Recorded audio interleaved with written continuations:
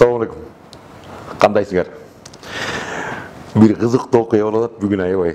Өзүм таң калып атам, себеби мукбанк кыргызча долбооруна чакырып, атайын ушул Корея ашканасын келип ооз тийип кетпейсиңби, камчыке келип ооз тийип көрүп көр. Анан Корея ашканасы жөнүндө бир маалымат алып көрбөйсүң деди. Анан мен чын айтсам кыргыз, дунган, уйгур, өзбек, түрк жана ашканаларын билем, бирок Корея ашканасын азыр мен биринчи өзүм даамын татып, өзүм даярдап, өзүм жеп көрөйүн деп келдим да атайын. Анан мага кызык жери Корея ашканасында бычак эмес, көбүнчө эт кескенге кайчы колдонулат экен. Ошого таң калдым. Көрсө кыргыздар кездеме кескен эмес, муну эт кескенге да болот экен, көрсө кайчы мененчи. Анан кыргыздардын биздин кээ бир ойлоп атса керек, балким оптонуп бул эмне кайчы менен кесип атат деп, ошон үчүн алдын ала маалымат айтып кетейин. Кайчы менен булар өзү эт кесет экен, чын айтсам. Анан мага койду, могу ашкананын баары тең бирден ооз тийип көрө деди. Анан эмне дейсиз, келгилем да. Бысымыла деп коелу дагы ашканага келгенде эркекти эки колун бош кой, оозун бош кой, эки колун тим кой деп койчу эле. Ансагандай баштайлы канда. Келгиле. Бысымылда. Омий. Мажас болсун. Анан мен эң биринчи баштап кайта турган нерсе, бул тамак жеп аткан маалда мону дагы бышырып коюш керек экен. Эт. Атайын ушуну этти өзүм жасайм деп сурап алдым. Келиңиз мен өтүп жасайын, өзүм жасайын, даярдап алайын деп. Анан биринчисинде могу нерседен тамактан ооз тийип көрөлүк анда. Кеттик анда. Бисмилла. Көрүп көрөйүн.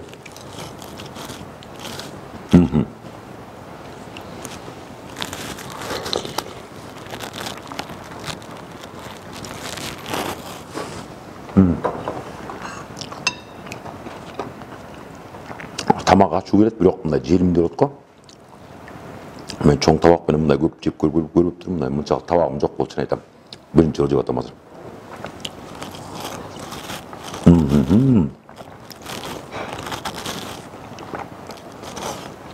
Шарт боюнча могу тамактын баарын жеп чыгыш керек экен да. Мен бияктын ашканасын менен сүйлөштүм.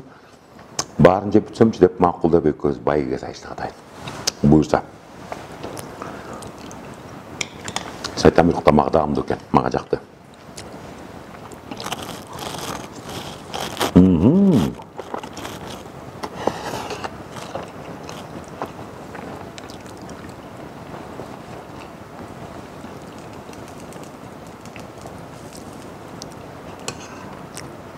Кез-кезде баягы диета кармап деп коет го.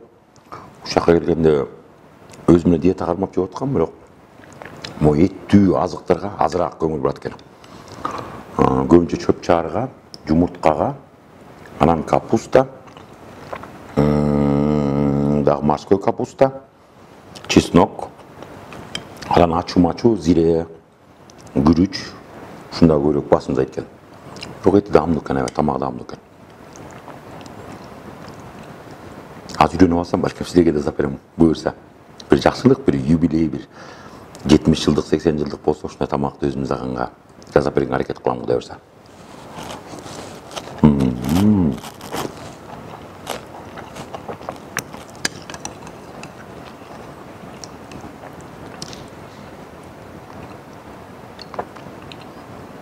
Этин сурап атпайм, чын этпи десем, мейин эт булар, уйдун эти менен жасайт экен. Сұрасасам, таза екен, жақсы екен тіне.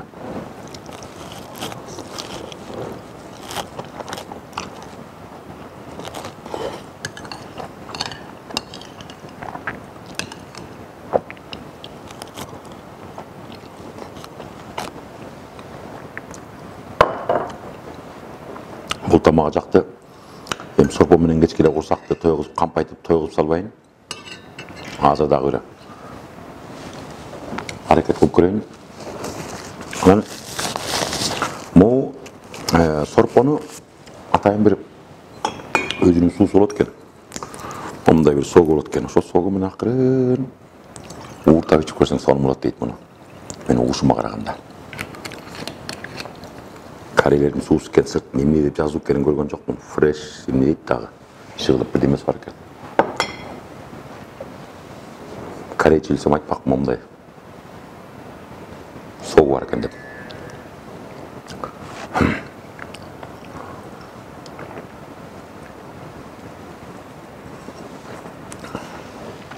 Көңгөн жаным эле сразу хүү деп айтып атпайм анда. Келиңиздер эми. Өзүмө көңгөндөй биринчи мен анда бул супту кое турайын. Азыр бул эме стейк жасаганга аракет кылып көрөйүн. Муну сатайын биздин жанакы казан аякка чуркап, тетиги очокканага чуркап отурбай эле отурган жериңден жасасаң болот экен. Таң калыштып турачы. Мына. Бысымылда.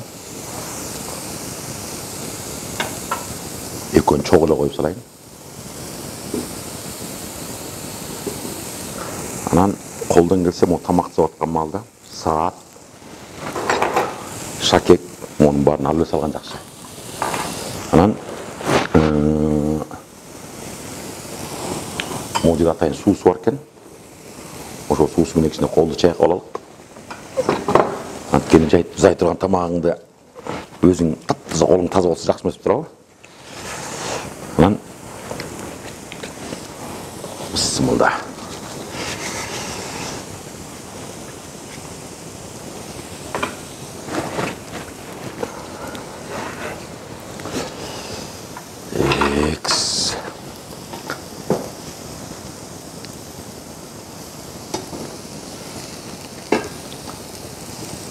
Мына эти өзүнүн түспөрүнө келе баштады.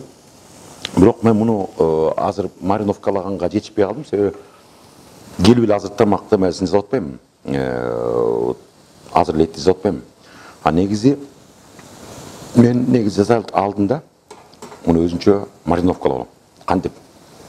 Эки түрү бар. Кыргызча мариновка, европейский мариновка.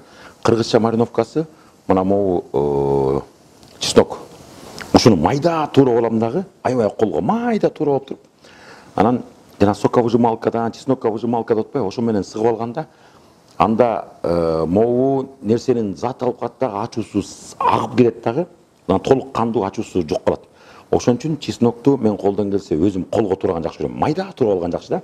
Анан майда туурап алып туруп, ошол чеснокту ичине кара мурч, чеснок, анан көбүнчө жанакы кара зиренин тиминден коюп, ошондон кошуп аралаштырып туруп, ошо менен өзүнчө анан этти алып келип турам, жуурам, аябай жуурам. Катуу аралаштырып кечке жуурасың. Анан жууруп алгандан кийин ошондо эт кичине сиңет. Анткени жууруп аткан маалда туз менен ошонун баарын тең чогуу аралаштырып алып туруп, анан немете баштайм. Чогуу бүт баары тең бир чыныга коюп алып турган, чыны менен келип турган эттин үстүнө чогуу кошкондо баары тең бир маалда эттин ичине сиңет дагы. Эт аябай даамдуу болуп чыгат. Анан биякта болсо тузду болсо ошо башында негизи туз менен ошонун баары тең кошо спецтин баарын аралаштырып алып туруп, анан баардыгы тең жууруп турган бир 15 мүнөт коюп койсоң, 15 мүнөт ичинде же 20 мүнөт ичинде жанагы эттин баары этке жанагы спецтин баары сиңет дагы. А сиңгенден кийин ошол малдан акырын алып келип турган шашпай кыя кесип алып турган четинен туз менен бир аз кетер аяк жагында үстүнө көк жар чөптү акырын аралаштырып койсоң, ошол көк чөптүн даамы дагы, өңү дагы мындай өңү дагы жегенге адамдын табитин ачып турат, көргөндө эле табитин ачат. Ал эми даамдаганда такыр башкача даам чыгат да. Анан мен ошон үчүн могуларды башында муну катуураак дагы четинен кое берейин. Азыр могу даяр болду элек, базы четинен көрүп көрөйүн бир аз. Ортосу оттуу болсо аз гана. Эң кызыгы бул этти кайчы менен кескен биринчи көрдүм, чын айтам. Даяр болуп бараптыр, бул буюрса. Эт даяр болуп бараптыр. Четин бир сыра кескилеп ачып коеюн. Себеби ортосу толук пышпай калат дагы, жанакы кызыл жаян болуп калып, атаң озурайын. Эмне деп бекер айткан эмес го, себеби кыргыздын жанакы урушкандагы атаңдын озурайын деп урушканы, атаң эмне ушундай нерселердин баарын үйрөткөн жок беле деген сөз бекеринен калбаптыр да. Ансыгандай атам эт бышырганды менде бала кезимден баштап үйрөткөн. Ошон үчүн эттин ортосу дагы толук бышыш үчүн мен ортосун монтип ачып коеюн. Себеби ичи толук кандуу бышкан жакшы да. Анан баягы канагып турса, европалыктар аны стейк деп коюп шашпай каны чыгып турса деп туруп анан жейт го, жакшы көрөт ошол тамакты. Мен болсо колдон келсе толук бышкан жакшы көрөм. Себеби кыргыздарда чала бышып калса чыйкан жибет деп койчу эле. Мен өзүмө билем ошол тиги көп жеп атканда чыйкан чыгып кеткендерин көрүп атырмын деп отургам да ошол. Так. Эми муну арасына болсо даамдырак үчүн мен могу тепек козу карындарды кошуп коеюн четинен. Бул болсо бул эт могу эти даяр болду. Бул эти даяр болду. Эми мен четинен азыр муну мындай кылайын. Таң көрсө жанакындай эле кайчы менен иштеткенбиз мындагычы. Кызыгы. Оозуму баткандай кылып туруп кесейин, анын үстүнө бияка дагы биздин жанакы оператор жигиттер, тетик кадрдын аркасында дагы таң көрө камчыкем тамакты кандай изет экен деп аңдып отургандар толтура. Анткени жанакы даяр нерсеге сынчы көп деп койчубуз беле. Анан бүткөндө ая таң көрө камчыкең этиң чала болуп калыптыр, анан мындай болуп калыптыр деп айтпаш үчүн мен мону оозго баткандай кылып туруп бакырын бышырып коеюн, даярдап коеюн. Анан келип жегендерге кичине даамдуу болуптур дегенде болуп туруп. Себеби мен тамакты жегенде эмес, тамак жасагандан кийин сенин тамагыңды тамшанып жеп аткан коноктордун көзүн көргөндө ошондо мындай көңүлүң тоюп, анан мындай сүйүнүп каласың го. Себеби өзүң жеп аткан тамактын баардыгы даамдуу болуп турса, жеп аткан киши тамшанып отурса, анан кантип гана сүйүнбөйсүң. Мына, могу нерсени акырын коюп кетейин дагы. Анан мен муну кичине эттин өзүн даярдабай, мындай даамдуураак болуш үчүн мен мындай кылайын. Көбүнчө мен момуну жакшы көрөм, могу салатный чөптүчү. Салатчы чөптү, анан кыргыз тамак жасап атканда эч качан жанакындай бир кашык, тетиги чып-чуманын баары тегине кийин чыкпадыбы. Өзүм жеп атканда эми мындай кылайын деп атам да. Мына. Биринчи этти коюп алып, мындай майлуураак жерин өзүңөн өзүң аябап коюң туурабы? Майлуураак жерин коюп алып, анан ага даамдуураак болсун үчүн так, могу тепегим кичине күйүп баратат окшойт. Муну чыртылдап жаным меркенин күйкүрүп атканан. Анан анын үстүнө бул кызыл перецтерди кошуп коем. Анан сөзсүз түрдө пияз, чеснокту сөзсүз түрдө. Анан монун баарын өзүм колум менен кошуп атам. Себеби сен кашык менен салып бергенден көрө ушуну өз колуң менен өзүң салып жеген даамдуураак болот го. Ушуну өз колум менен кошуп атам. Анан экинчиси, мен могу нерсени аябай жакшы көрөм.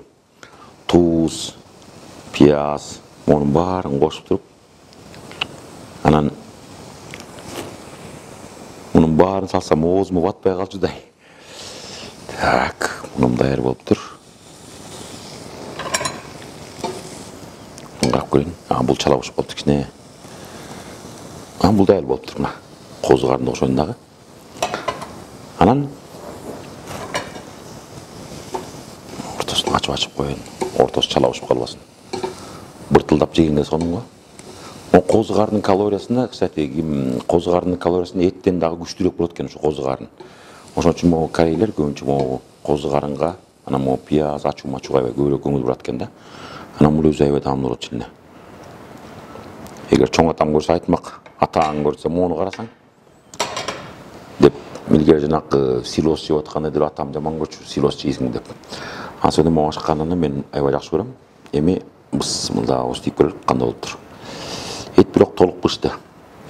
Онун баары тең оозума атап атпайбы? Уймоктой эле оозум бар эле карап көрөйүнчү деп койсуңар. Келиңиздер анда. Козгармыш тур. Баарын коштум. Мен бир нерсени кошпой калыптырмын. Баары болуптур. Бир нерсеси даамдуу болуптур. Мен туз кошпой калыптырмын.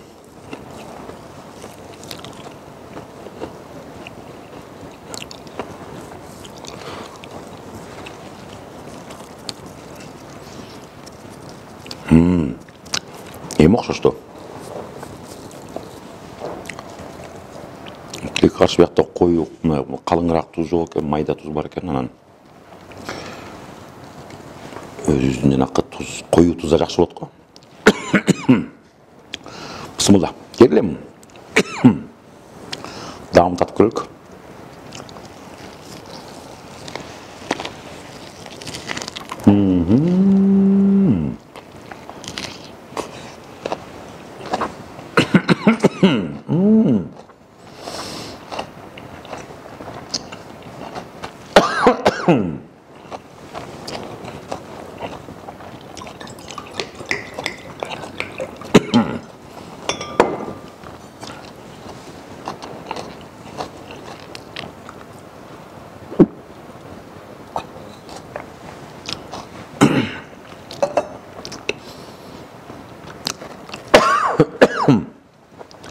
Еттин өзү даамдуу болуптур.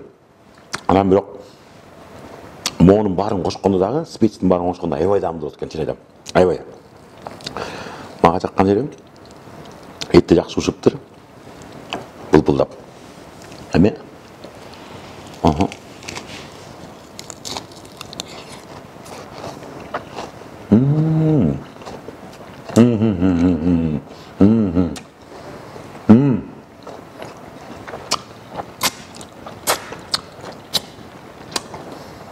Ушунчалык даамдуу болуптур, чын айтам.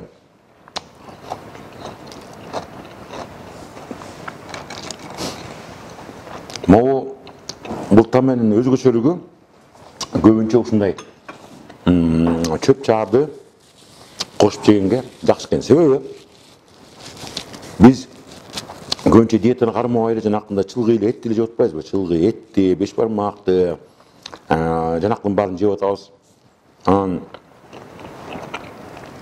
колдон келсе чөп чаарга да өтүп, кичине диетага дагы өтүп, ушундай чөп чаарга көбүрөөк берсек, биринчиден денеге кам көрүү жагынан дагы, анан витаминдин бар тең, моонун бар тең свежий болуп атпайбы? Ошол свежий болгондугунан дагы адамдын ден соолугуна аябай пайдалуу болот экен. Экинчи четинен анан кечке эле этке эле качыра бербей, мындай чөп чаарга дагы бир колдон келсе, бир жылда бир жок дегенде 3 ай сыяктуу, 3 айбы, 2 айбы ушундай диетага отуруп койсок, ал өзүгө организмге да жакшы экен да. Анткени азыр көбүнчө эле карасаңар эки эле проблема. Бирөөсү кантип семирем, экинчиси кантип арыктайм деген. Арыктагандын баары тең дары пары чөп жеп жүрүшөт. Анан спортко көп көңүл бурушпайт. Ошондой эле кайтарым, мына ушундай диетага отурсаңар өзүңөргө аябай пайдалуу тиет. Эмнеге? Анткени чөп чаарда керектүү витаминдер бар, бирок мында холестерин, жанакы сыяктуу мындай майды пайда боло турган нерселер аз да. Ошон үчүн баарыңарга кеңеш берем. Колдон келсе, Корея ашканасына дагы кичине кез-кезде көңүл буруп коюш керек. Себеби биздин кыргыздын салтына ылайыктуу конок тозгондо сөзсүз түрдө беш бармак, чучук, казык атканын баары жейбиз. Бирок өзүбүздүн күнүмдүк жашоодо ушул Корея ашканасынан дагы кичине жеп койсок пайдалуу экен. Себеби мунун ичинде бүт бар дегенде свежий. Анан көбүнчө жанакындай фрукты көп экен. Анан чөп чаар, салат пат, ушундай көп экен. Ошон үчүн ушундай нерсени өзүбүздүн жашообузга көбүрөөк колдонсок жакшы деп айтам да. Анан экинчи четен мен дагы келинчегим, уулум экөөбүз көбүнчө келинчегим Башбек деген уулум үчөөбүз көбүнчө ушундай ашканага барып кыдырып көрүп келе, барып ичине ушундай жеп келбейлиби, бар даам татып келбейлиби деп чогулуп коюп турабыз. Бирок баары кыргыз этке жакын да, эт жок, кантип болосуң? А этти өзүм башыман жакшы көрөм. Карампир менен, бирок мынтип бирден жегенден көрө чын айтам, жанакы салат короп жеген аябай жакшы болот экен, даамдуу болот экен. Анан оттонбой эле мындай эле колго эле желчи, мындай таяк менен илип отурбай эле мына эттүүрөөк кылып кичине мындай майлуу жагынан майлуусу айтып калды. Бирок биякта көбүнчө бирок Корея ашканасында майга көп деле көп басым кылбайт экен. Бияка тескерисинче ошол майлуудан азыраак жешет экен. Экинчиси, мен момунда жанакындай туздалган чеснок, бадыраң, помидор, капуста ушундай нерселерди өзүм четтиме табит мен өзүм жакшы көрөм аябай. Анан так моякта мен өзүм жакшы көргөн сүйүп жеген тамагым бар. Кимчи. Муну өзүм дагы зап көрөм, үйдөн аябай жакшы көрөм. Себеби мунун ичинде калемпир менен муну кваш десең да. Калемпирди могу тамакты кышында жесең көбүнчө жанакындай грипп, суук тийип калыптыр же сууктап кетиптир деген нерсе тамактын баардыгы ушундан жок болот да. Анан өзүмөн жакшы көрөм. Экинчиден могу капуста менен пиязды сөзсүз түрдө анан кызылчадан кошуп коебуз. Өлөткадан кошуп коебуз. Даамдыраак болсун үчүн. Анан баягы сөзсүз түрдө пиязды сөз кошобуз. Анан үстүнө кичине мындай бастырып еттен кошуп коюп жүрүңүз, даамдыраак болсун дагы деп.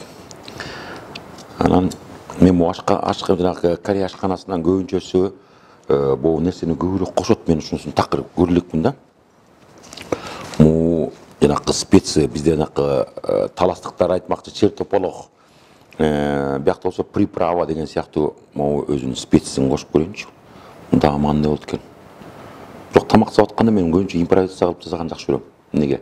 Анткени келген конок баягы кечке эле бир эле тамакты жей бергенден көрө ошол жасап аткан тамакты изучать этип туруп, кел коозураак болот балким, кел даамдуураак болот. Мону кошсом момундай даам пайда болот экен дегенди алып жүрчү. Тамакты жегенден кийин могу таңдайыңда ошол даамы сакталып кала тургандай жасасаң, ошол таза тамак деп эсептейм. Себеби анан жеп атканда коноктун көзүнөн билинет. Тамак даамдуу болгончу. Ачуу болгондо сак эле мынтип каласың го, ачуу же күйүп кетсем деп эле отуруп каласың го. Жеп бүткөндөн ушундай маанайы көтөрүлүп калат. Ошондо көрүп турган, көрсө ошондой болот турбай депчи. Ансыканда мына эт менен дагы зап көрөп, бул экинчи башкача даамын көрүп көрөйүн азыр.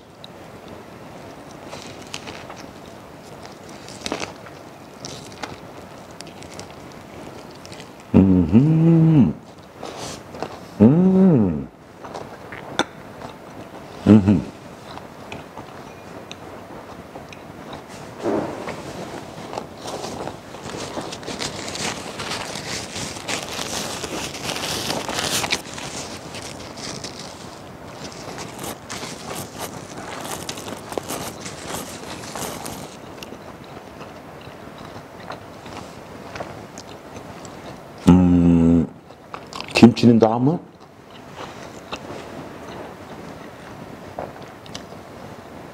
этке кошкондо табити ашат экен, анткени бул ачуураак да. Адамдын табити ашат экен. Бирок мен эт менен кошуп жеп көрүп көрчүмүн азыр. Бүгүн бир жолу жеп атам азыр. Эт топуктуу кылат, а болсо кимчи болсо кичине тамактын адамдын табити ашат экен. Аябай мындай. Ошо жакты.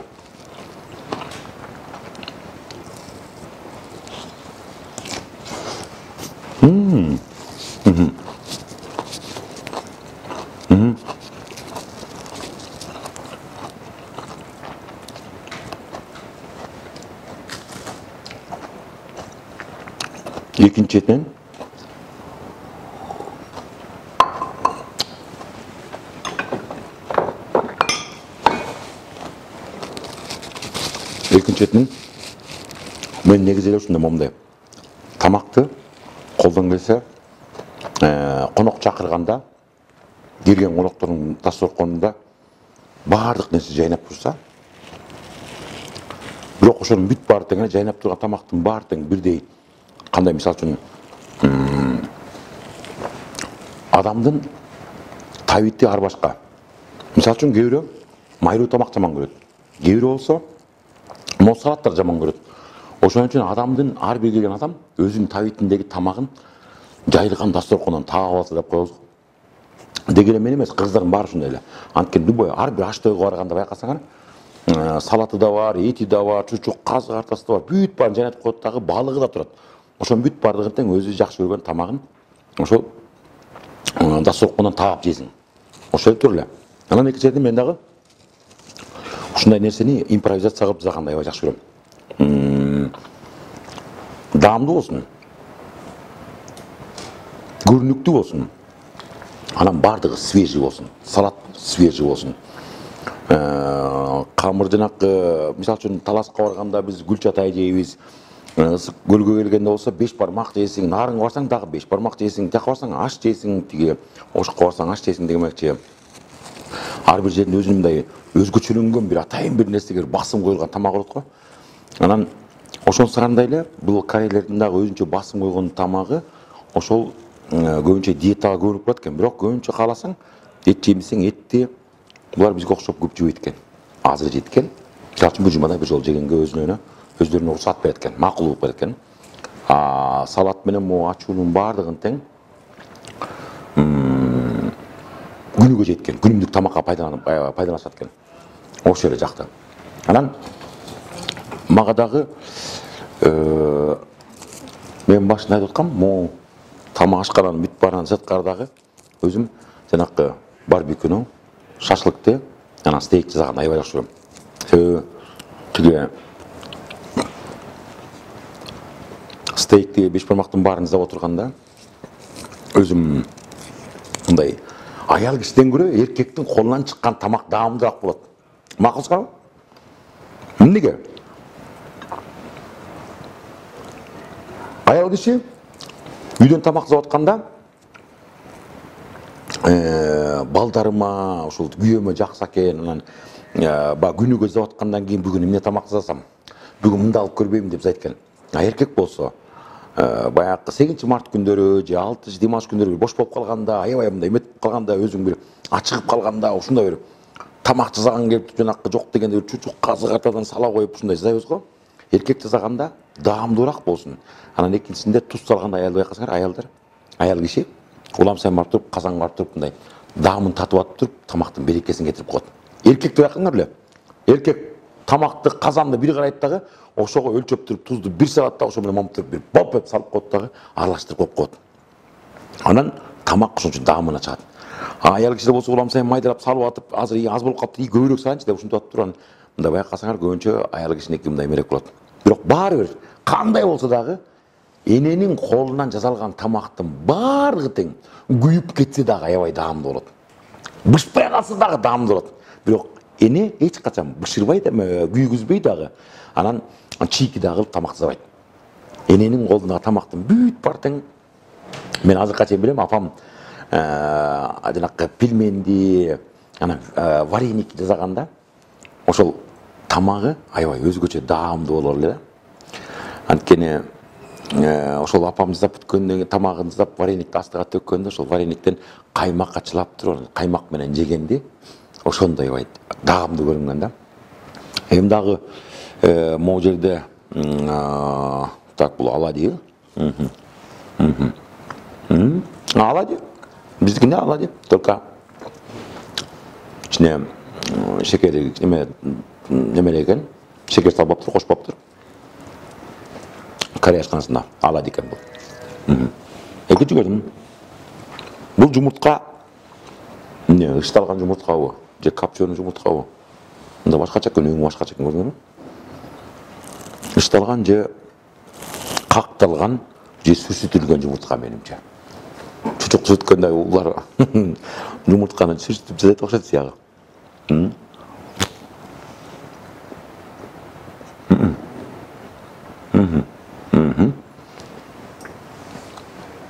Сыртында бир даама кошуп коюптур.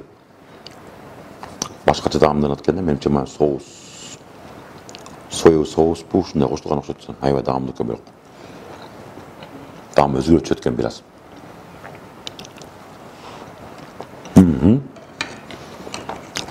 Муну болсо эмне?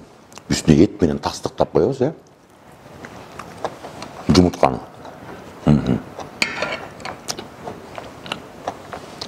Чеснок сөзсүздү.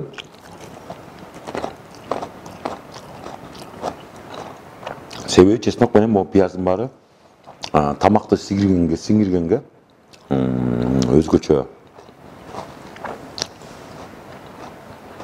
татым менен эме болуп калат го.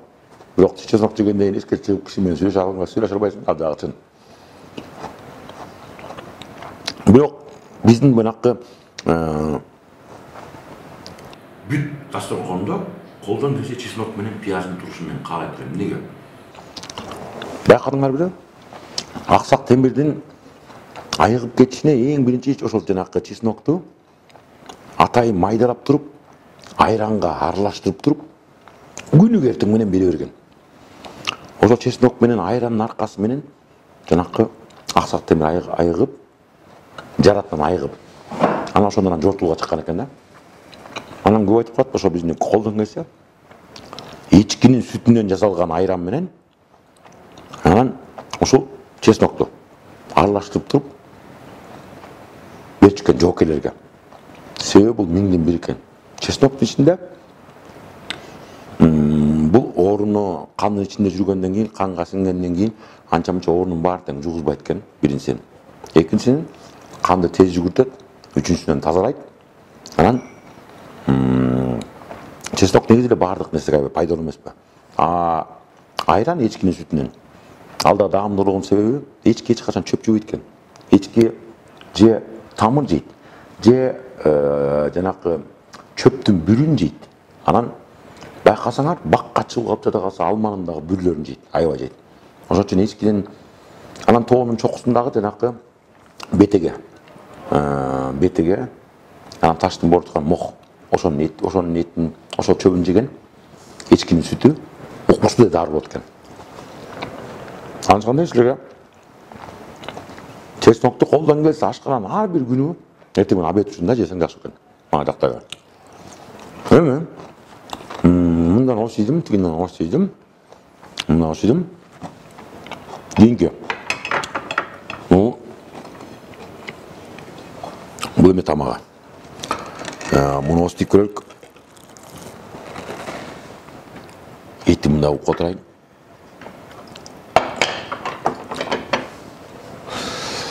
Муну сыягы биринчи аралаштырып атып окшойт могу менен, же ушул бойдон жейби?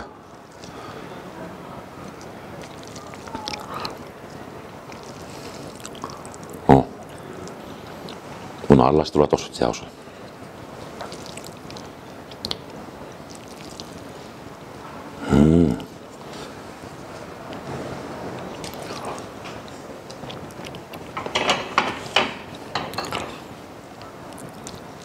Муну өзүң жейсиң дегенден ии деп атам, анан могу ашканасын көрүп көрөйүнчү. Муну тарелканы салбай эле өзүң жалгыз эле жей бересиң дейт. Элестетип көргүлө, бир табакты, мисалы үчүн, могу табак менен 3 кишиге салып берсе, 3төн 1 деп туруп бир табакка салып берип койчу кыргыздарда. А биякта болсо 1ге 1 эле экен. Могу табакты өзүң жейсиң деп таштады. Муну жалгыз өзүм жейт экенмин азыр. Бисмилла.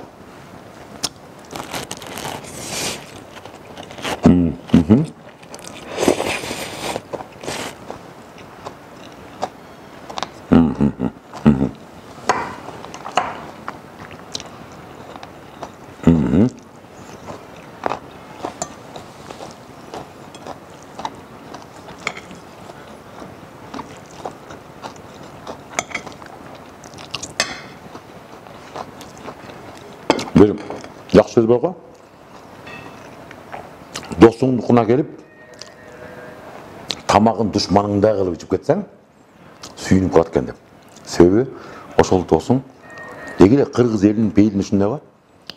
Үйгө киргенде таттуу тамак болсо, же бир таттуураак бир конфет болсо, же шоколад болсо, же неме болсо, кой муну жебе, муну коноктор алып койчу деп катып коет дагы.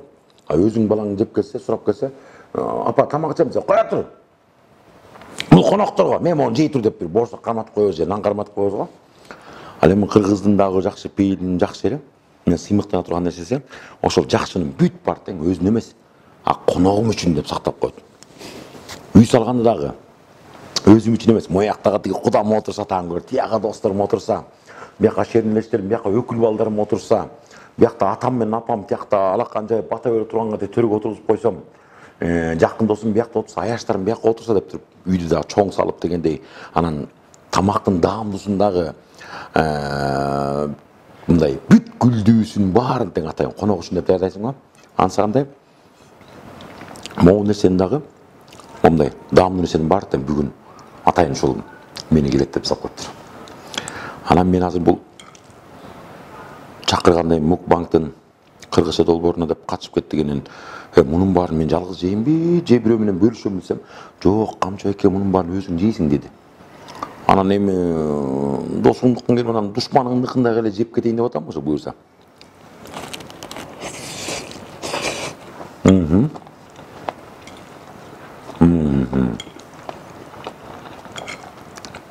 Чын айтайын, аябай даамдуу болуптур. Себеби ар кошкон бар экен. Фунчоза бар экен, пияз бар экен, перец бар экен, кызылы перецтин. Морской капуста, анан пияз, дагы көк пияз жүрөт. Анан могу камыр окшогон, камырдан жасалган окшойт, бул сыяк камырдан жасалган эмес бар экен. Туз, кинза, эт, ушунун баары кошулуптур. Ошо ар кошкондун баарын бириктирип туруп, даамы укмуштанып чыгарыптыр аябай.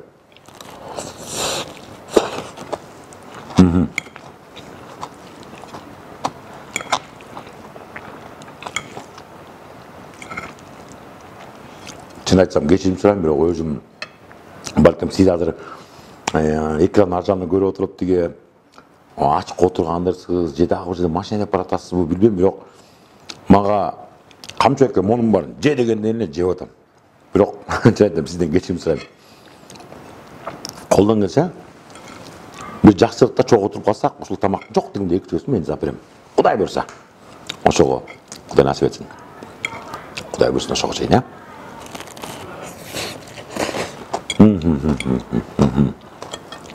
Тун.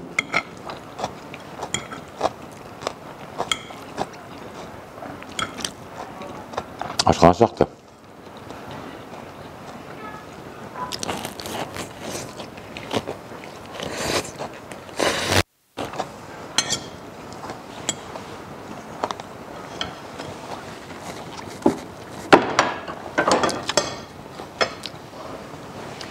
Жаман киши жайыттын бир күндө төгөт болуп,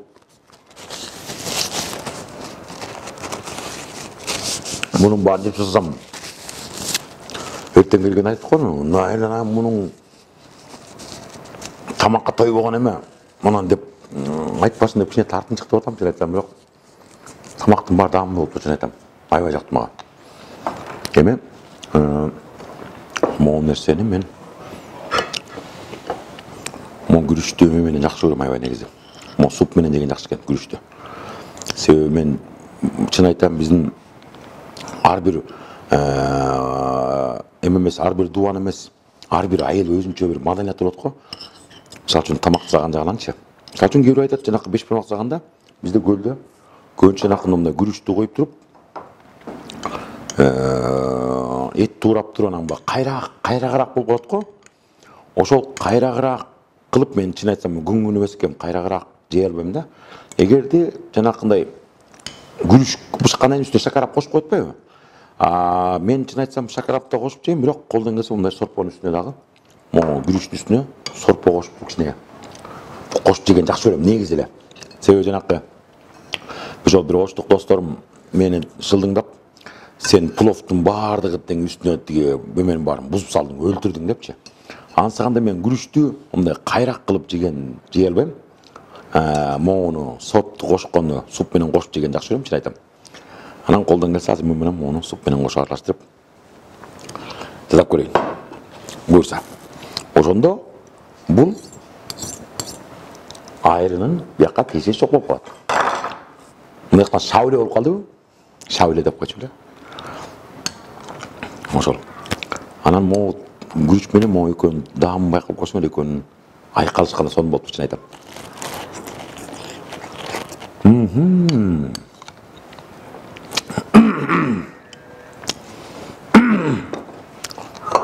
Ачуураак экен. Мындайга сөзсүзгө суу жардам берет. Элдин баары могу бөтөлкөнү көрүп берип жүрүн, тиги бул эмне ичип атат деп. Бөдөнөнүн сүтүгү же кыргоолдун сүтүгү деп. Бул бөдөнөнүкү эмес, кыргоолдук эмес. Бул таптаза эле 300 метр тереңдиктен алынган табигый эле оргуштап чыккан суу, Кыргыздын булагы эле, Тарнак эле.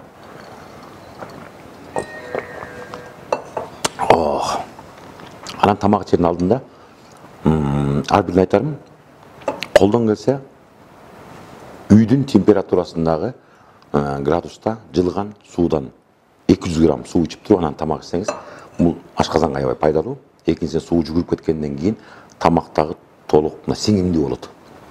Ошол даамдуу болуп тур. Аябай даамдуу болуп тур чын айтам.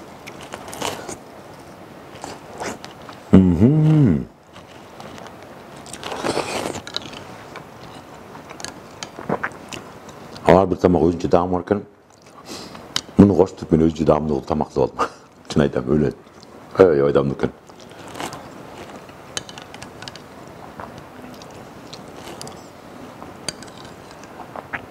Ошол тиги Медбанктын кыргызча долбоорун уюштуруп аткан ушул жигиттерине дагы ыраазычылыгымды билдирем. Себеби мен азыр толук кандуу могу Корея ашканасы жөнүндө эми 3төн 1 5 болсо дагы 5тен 1 бөлүгүн билдим да, түшүндүм. Бул кандай даярдалат, кандай экен, тамактын даамын, анан ар биринин кандай туздалганын, ошонун баардыгын азыр байкадым, чын айтам. Аябай даамдуу болуп тур.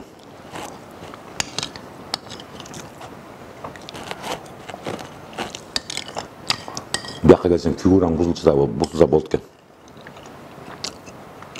Бузулат экен, меники бузулду. Чын айтам, диетанын дысы да калбай калды. Көчөдө кыймылат менен баягы биздин жеңелебиз бар го. Чайдап киргенде чайды коет дагы, анын ичинде жанакы диетический бир сахар бар. Ошол диетический таблетка деп коет, кичинекеймде таблетка бар. Ошондон экөөнү кошуп коет дагы, ошо менен иче берет дагы. Анан чай ичип аткан азыр келгенсип, ар жактан печеньеди вареньега малып, анан жеп, анын аркасынан чайды уртап коет дагы, анан эң башкысы таблетка диетический. Бирок жеп аткан тамагын көрсөңөр, вареньега печенье менен акырын малып жеп, аркасынан чучуктун бир экөөнү сугунуп, жеңе. Ой, диета эмес беле, диетада отуруп атам десем. Жок, диетада отурганда эмне, чайды жалгыз иче албайт экенсиң да, ошого кичине жеп турганга деп турган жанакынын баарын кошуп жеп эткен. А болбосо диетада отурган жеңелерим бар да, ушундай. Анан чайым аябай даамдуу болуп тур. Мага могу ашканын баары жакты.